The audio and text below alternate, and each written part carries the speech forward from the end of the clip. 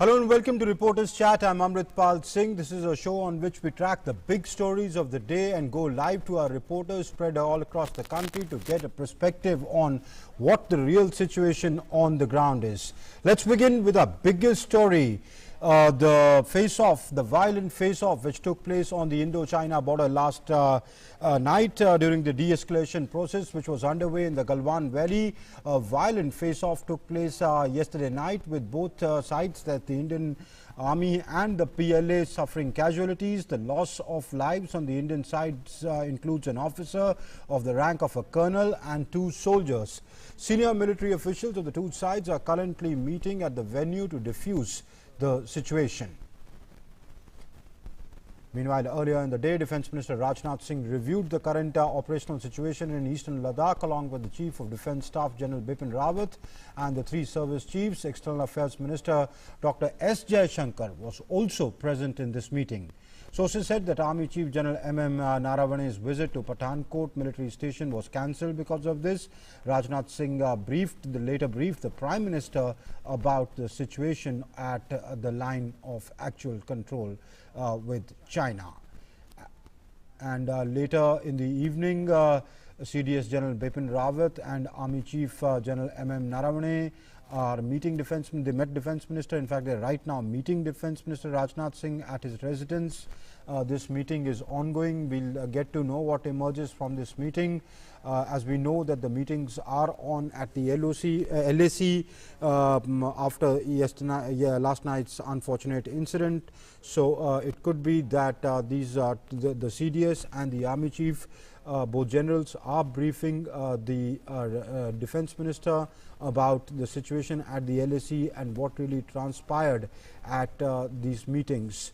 We'll get to know exact details on that. For that, I'm joined by my colleagues Nandita Dagar. She's joining us on the phone line, and also Sudhir Kumar will join us. Our correspondent will also join us in a little while. Nandita, first to you. Firstly, give a sense of what really happened and when. Do you have a certain timeline? Yes. Hi, good evening, Amrit. What happened was that yesterday there was a 4th round of talks between our army, military to military talks between the Indian Army and the PLA Army. And in those talks, what we've learned is that it was decided that the Chinese troops or the People's Liberation Army troops will withdraw from the Galwan Heights in northeastern Ladakh. Now, this is a place which they've occupied for the past 1.5 months. Now, they claim that it is their area, whereas historically it has been India's dominion. Also, the Chinese have never claimed it. They did not claim it in 1956. They did not claim it in their the paper of 1959, and even in the treaty after the 1962 war, they did not claim Galwan as well. So Aksai, of course, is occupied by them, but Galwan they never claimed, and so this was in fact a worrisome situation because there was no dispute, and yet they had occupied this and calling it their perception of the line of actual control, whereas there was no dispute with that prior to this. Okay. Now, after this round of talks yesterday, what we've learned is that this agreement was arrived upon between our commanders and the Chinese commanders that their troops would withdraw from the Galwan Heights, which they did not, which when the Indian Army troops went to sort of get implemented, they found that the situation on the ground had not changed.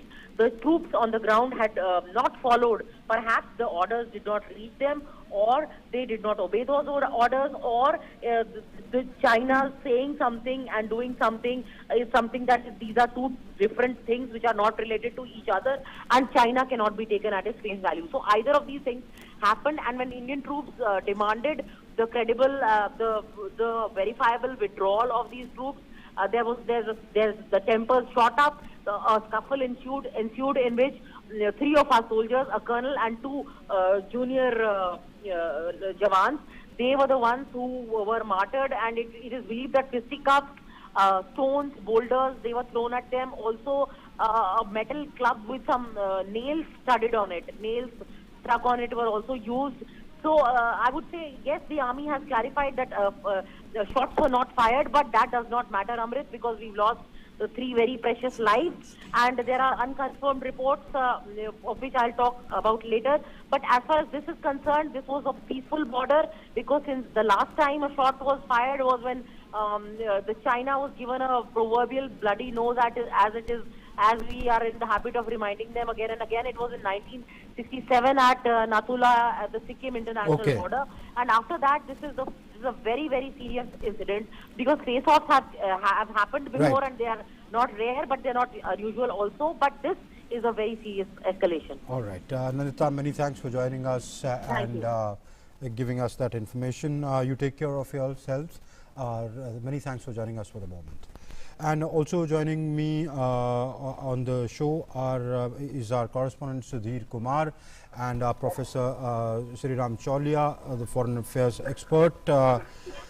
First to you, Sudhir, what we hear right now is that a meeting is going on at Defence Minister Rajnath Singh's residence, where both the CDS General Rawat and Army Chief General Naravane are present.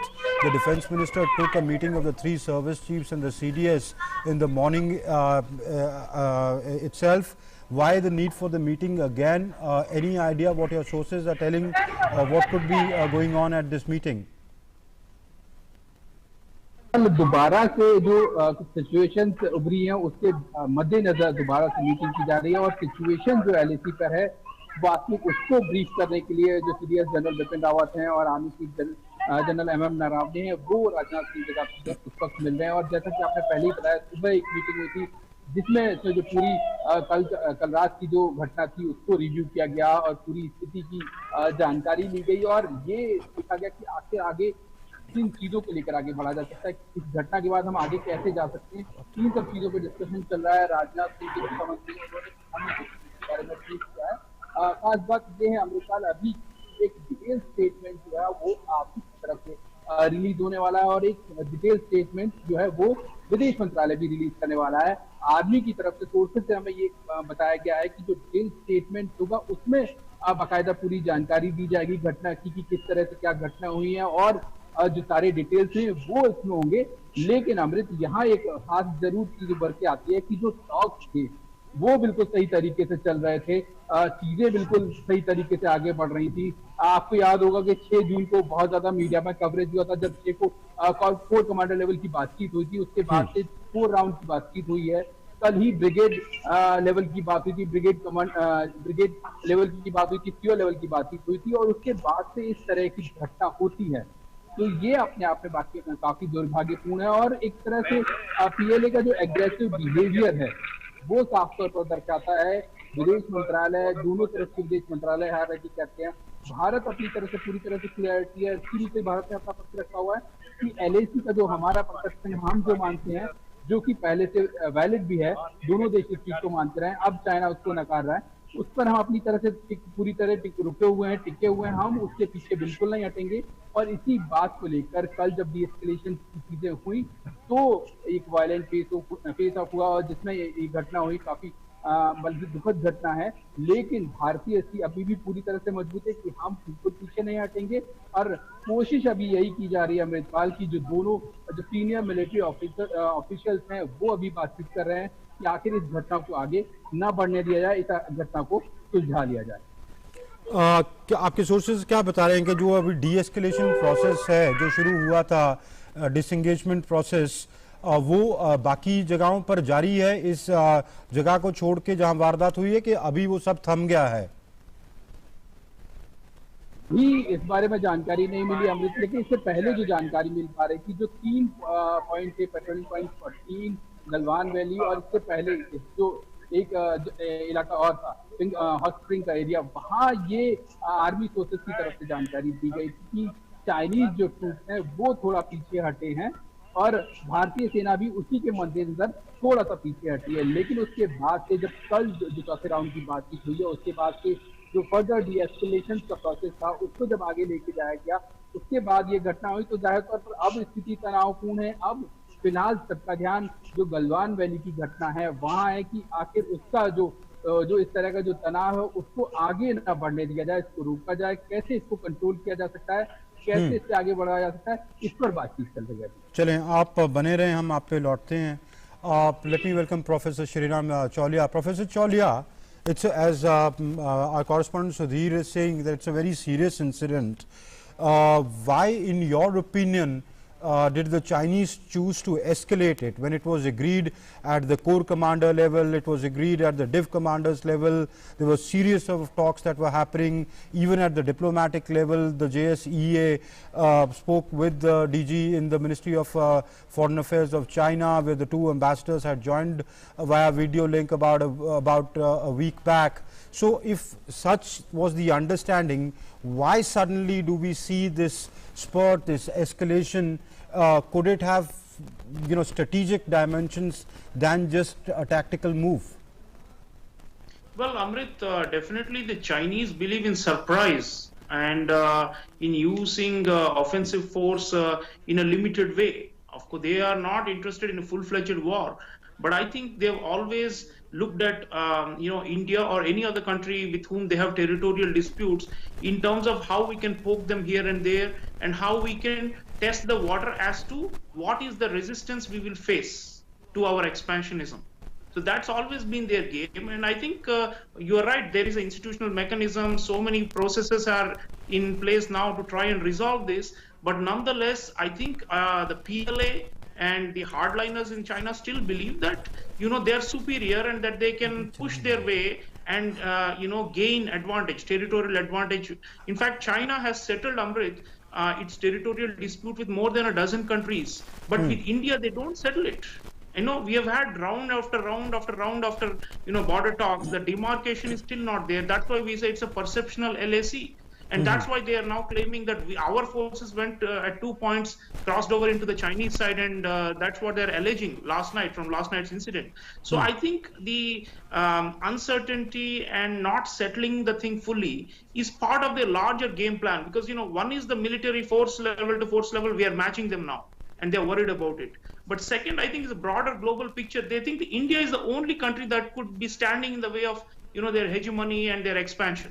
And in this region, there are smaller countries of ASEAN and Japan and Vietnam, Indonesia, and so on, Malaysia, which they think they can, ride roughshod. But with India, because it's a bigger power and it's rising under Prime Minister Modi's leadership, over the last 6 years, if you take overall, our economic growth, our military preparedness, our prestige, our image in the world, all of these are rising.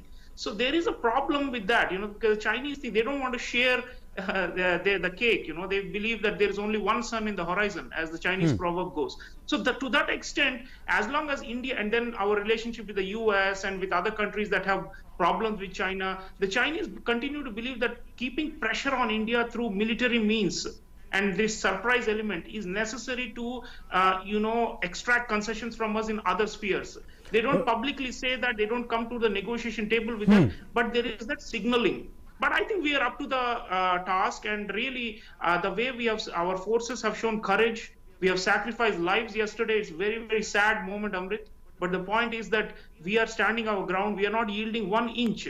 And I think our goals we have now conveyed to them. They cannot get away with this browbeating or the salami slicing. Professor Chaulia, you say that our forces force them to rethink. Professor Chaulia, you say our forces are standing our ground and we are not allowed to be, we are allowing ourselves to be browbeaten here. But the Chinese would have surely factored in that if an incident after 1975 in which no killing took place, they would have factored in that India would react. What in your sense would be the Indian reaction to this? Would the Indians want to de-escalate? Would the Indians want to prevail upon them by persuading them and saying that there is no point escalating the conflict? Or would the Indians also do something in a sense that would give a sense of retribution?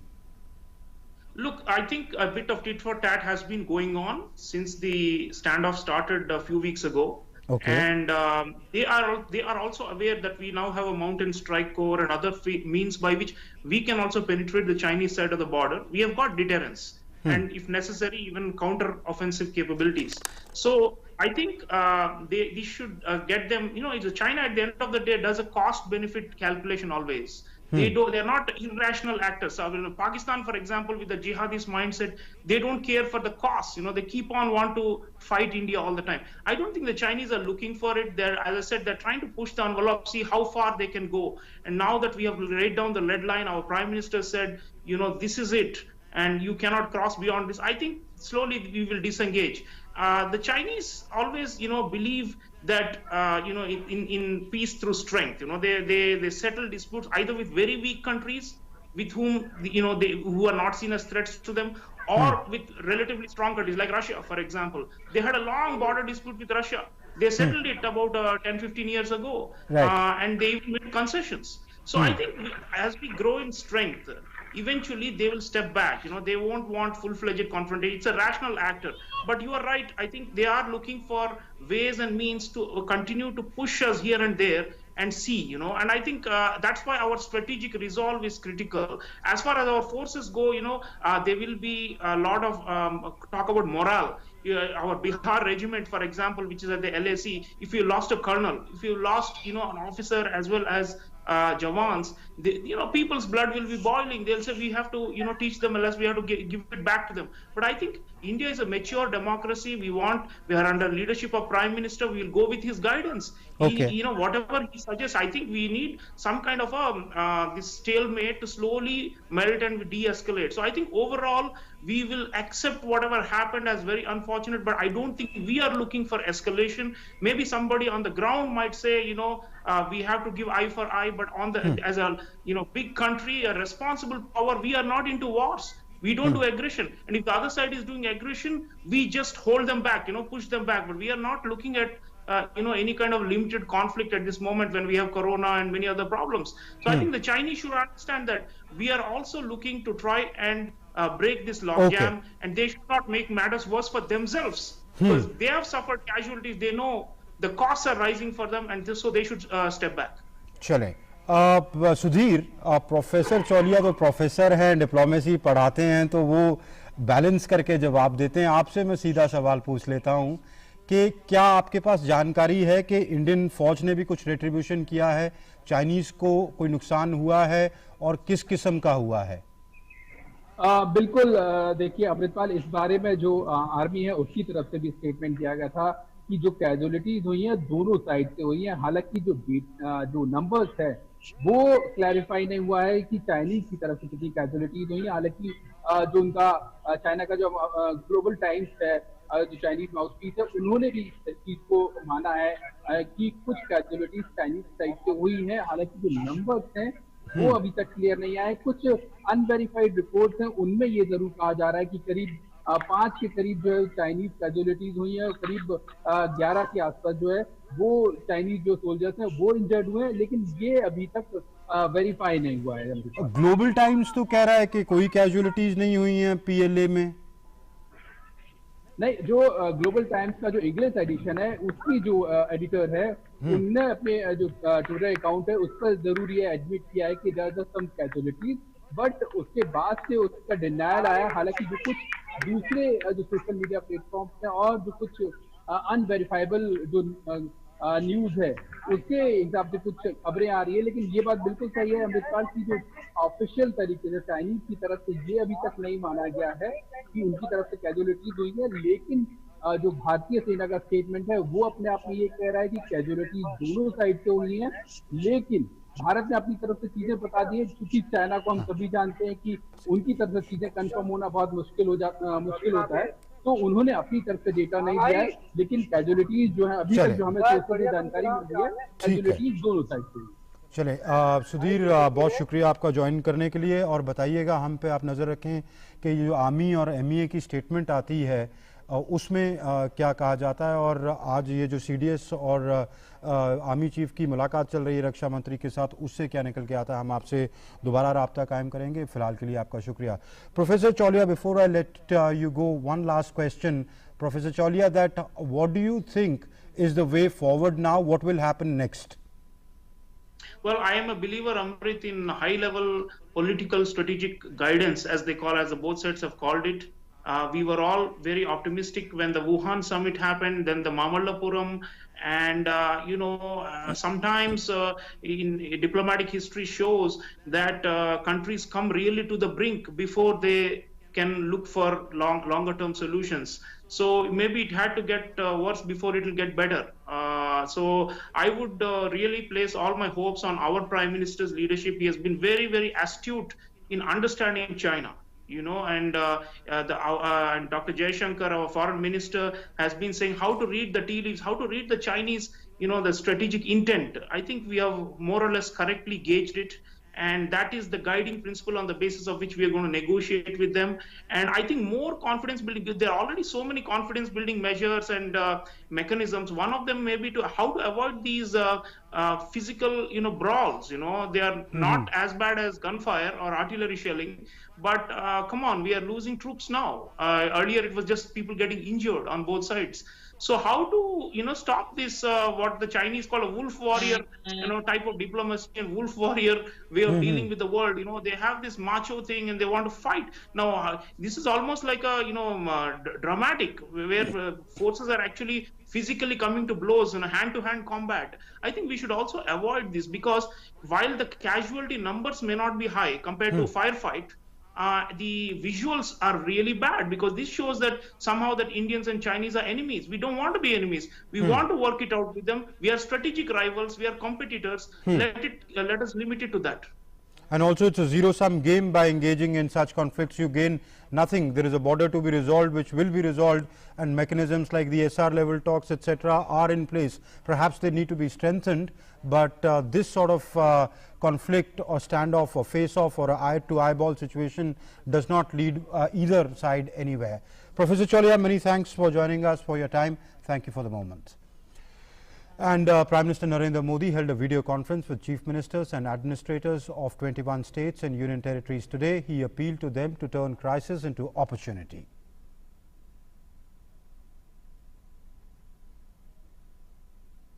किसी भी संकट से निपटने के लिए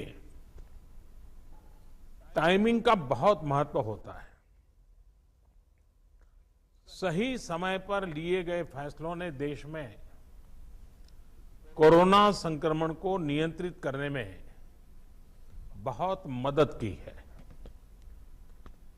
भविष्य में जब कभी भारत की कोरोना के खिलाफ लड़ाई का अध्ययन होगा, तो ये दौर इसलिए भी याद किया जाएगा कि कैसे इस दौरान हमने साथ मिलकर के काम किया, कोऑपरेटिव फेडरलिज्म का सर्वोत्तम उदाहरण प्रस्तुत किया।